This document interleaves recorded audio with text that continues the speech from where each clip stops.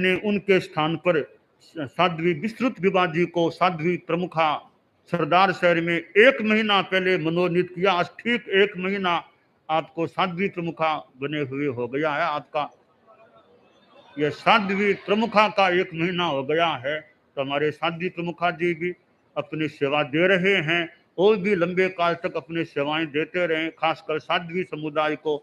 और जैसे पहले साध्वी प्रमुखा कनक प्रभा जी देते थे, अब आपकी सेवाएं मिल रही है, तो खूब अच्छा कार्य होता रहे।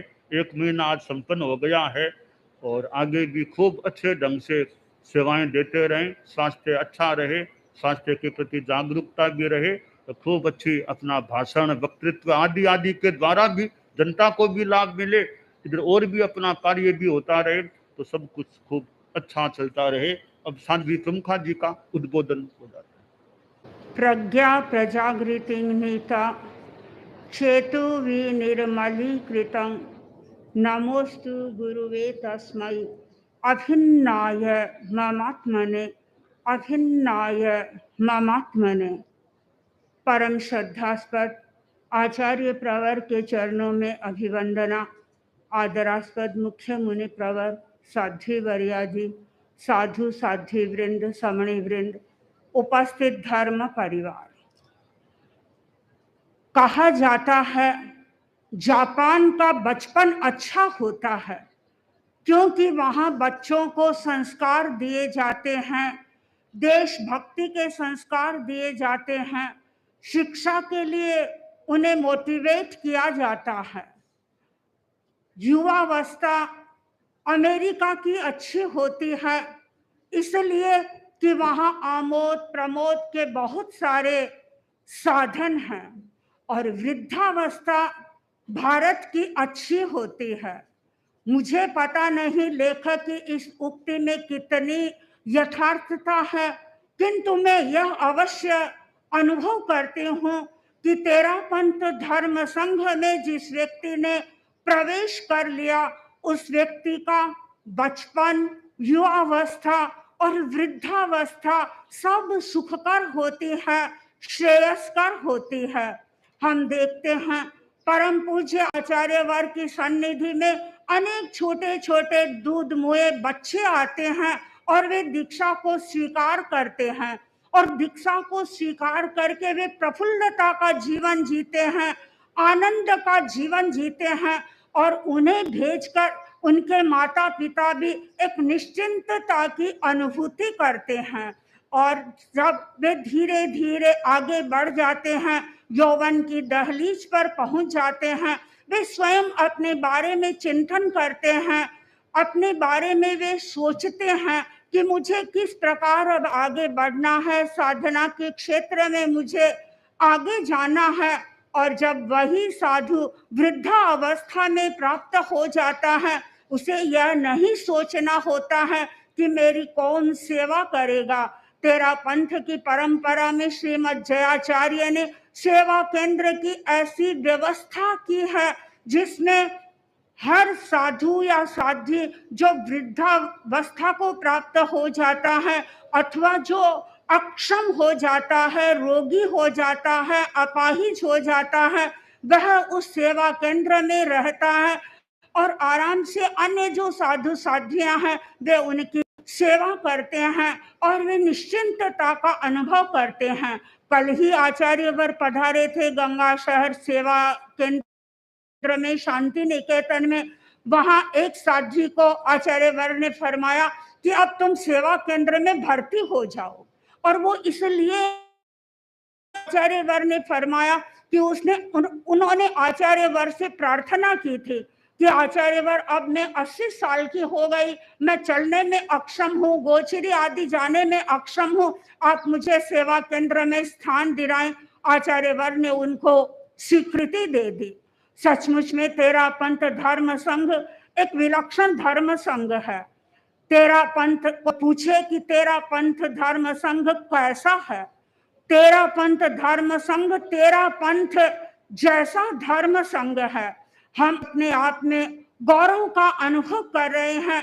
इस संघ में आने से हमें ऐसे आचार्य प्राप्त हुए हैं जो हमारी हिफाजत करते हैं, जो हमारी देख रेख करते हैं, जो हमारी चिंता की सारी चादर अपने कंधों पर ओढ़े हुए रहते हैं। संघ का अपना महत्व होता है और जो व्यक्ति संघ में रहता है उसे सब कुछ प्राप्त होता है। परमाराध्य आचार्य महाप्रज्ञ जी कई बार अपने प्रवचन में फरमाते थे कि पंडित नेहरू जी कहते थे कि मैं कांग्रेस में हूं इसलिए लोग मेरा सम्मान करते हैं। और मगन मुनि मंत्री मुनि मंगललाल जी स्वामी भी कई बार इस उक्ति को दोहराते थे कि मैं संघ में हूं इसलिए मेरा आज सम्मान हो रहा है।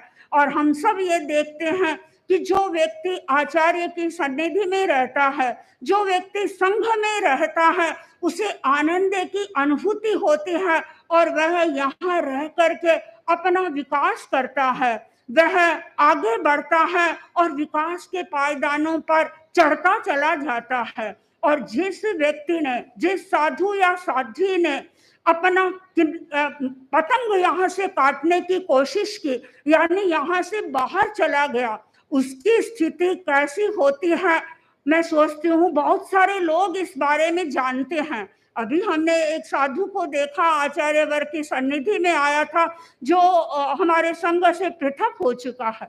उसकी स्थिति को देख करके मैं तो आश्चर्यचकित रह गई। सच, जब तेरापंथ धर्म संघ में था वह उसकी कैसी स्थिति थी, और जब से संघ से पृथक हुआ है उसकी सारी स्थिति बदल गई है। तो संघ का अपना मूल्य होता है। संघ हमारे लिए त्राण है, संघ हमारे लिए शरण है, संघ हमारे लिए प्रतिष्ठा है और संघ हमारे लिए आधार है। हम अपने आप को सौभाग्यशाली अनुभव करते हैं कि हमें जैन धर्म मिला, भगवान महावीर का शासन मिला, भगवान महावीर के सिद्धांतों का हमने अध्ययन किया और हम उनको फॉलो भी कर रहे हैं। और जैन शासन में 13 पंथ की परंपरा हमें उपलब्ध हुई, 13 पंथ के आचार्यों को हमने समझा और वर्तमान में हम परम पूज्य आचार्य वर्ग की सन्निधि में सब साधु और साध्वियां आनंद की अनुभूति कर रहे हैं, प्रसन्नता की अनुभूति कर रहे हैं। और उस प्रसन्नता का सबसे बड़ा रहस्य है वह है आचार्य का आशीर्वाद हम सबको उपलब्ध हो रहा है, आचार्य वर्ग का अनुग्रह हमें उपलब्ध हो रहा है। आचार्य वर्ग हम सबकी सारना वारणा करते हैं, कौन क्या कर रहा है इसके बारे में सारी जानकारी रखते हैं, पूछते रहते हैं और हमें प्रेरणा भी देते हैं। जिस संघ में प्रेरणा होती है, जिस संघ में प्रोत्साहन होता है, या मैं ये कहूं कि जहाँ सारना वारणा होती है, वह संघ हमेशा गतिशील होता है, वह संघ हमेशा आगे बढ़ता है। तेरापंथ धर्म संघ इसीलिए उत्तरोत्तर आगे बढ़ रहा है कि इस संघ में आचार्य प्रहरी की तरह रहते हैं, सारे संघ को जागरूक करते रहते हैं, कहीं कोई स्खलना न कर दे, कहीं कोई त्रुटि न कर दे। और जहां त्रुटि होती है उस त्रुटि को भी अनदेखा नहीं किया जाता है। ऐसा नहीं कि एक व्यक्ति ने त्रुटि कर दी तो कर दी, कोई बात नहीं है, नहीं। आचार्य को जब इस बात का पता चल जाता है कि इस व्यक्ति ने त्रुटि की है, वे उस त्रुटि पर अंगुली निर्देश करते हैं, उस व्यक्ति को जागरूक करते हैं और उस व्यक्ति को सही पथ दर्शन देते हैं। और इसीलिए आज तेरापंथ धर्म संघ आगे बढ़ रहा है। 250 वर्ष के बाद भी आज ये चिरजीवी है, आज यह दीर्घजीवी है और उसकी ये परंपरा अक्षुण्ण चल रही है। अंत में मैं तेरापंथ के इस परंपरा के प्रति ही प्रणत हूँ। इस परंपरा के प्रति मैं अपने श्रद्धा के भाव व्यक्त करते हुए अपने विचारों को विराम दे रही हूँ। ओम।